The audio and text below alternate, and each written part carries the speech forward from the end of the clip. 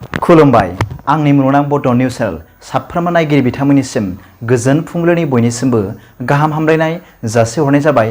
आसा खालामो नोंथांमोनहा गासै मोजाङै दं। बे समाव आं नोंथांमोननि सिगाङाव फुंबिलिनि मोननैसो खौरां लाना फैलायबाय। अन्नानै भिडिअखौ स्किप खालामाजासे जोबजासिम नायलांदो। दिनैनि फुंबिलिनि मोननैसो खौरांफोरा जाबाय। गिबि रादाबाव दं बिसायख'थिनि बारा बारदोंसैलाय।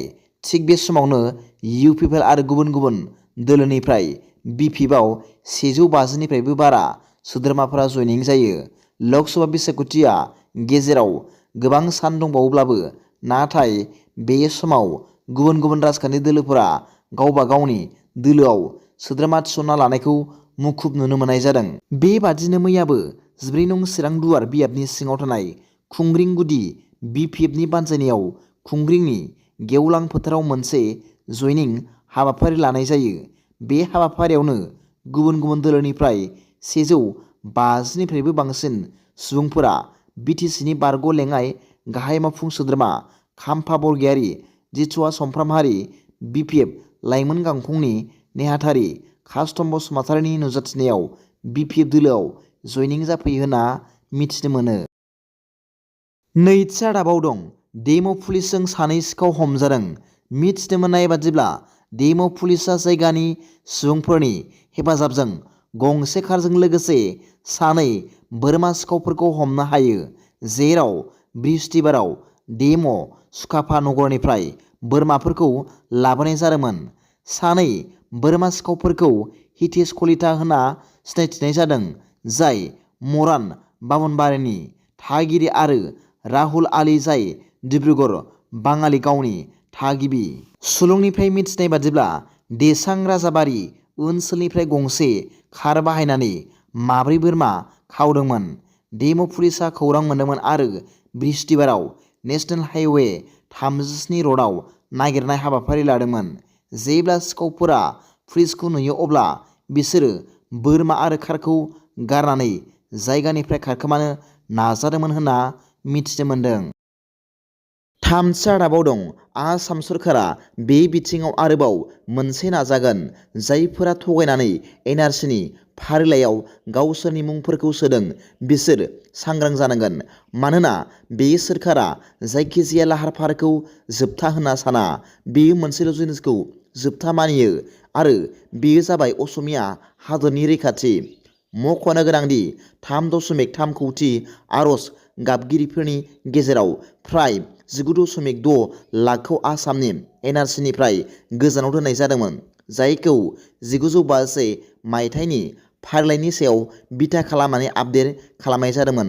नोगोरारि गायसननो थाखाय गथायनाय खाख्रिफोरनि नायबिजिरनाय समाव बेखौ मोननाय जादोंमोन दि फ्राय 2 लाख आर'ज गाबगिरिफोरनि खाख्रिफोरा नंखायमोन।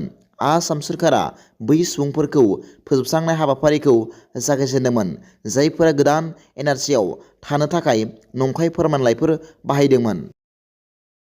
ब्रैथि रादाबाव दं 2024 मायथाइनि लकसभा बिसायख'थिनि थाखाय दान मोननैल' दंबावो।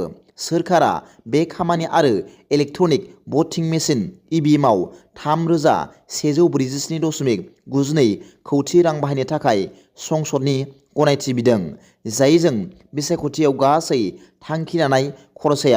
ब्रैथि रादाबाव मख'नो गोनांदि रांखान्थि मन्थ्रि निर्मला सीतारमणआ 1.29 लाख कौटि रांनि गासै उफ्रा खरसानि थाखाय 6 दिसेम्बरखालि लकसभायाव 2023-24 मायथाइनि थाखाय अनसुंथाइनि थाखाय सुफुंग्रा दाबिनि गिबि बाहागोखौ थिसनदोंमोन। बेनि गेजेराव आयेन मन्थ्रि बिफाननि थाखाय बिसायख'थिजों सोमोन्दो गोनां खरसाफोरखौ फुन्जि होनो थाखाय 3,147.92 कौटि रां आरो खुंथायारि खरसानि थाखाय बिसायख'थि आय'गनि थाखाय 73.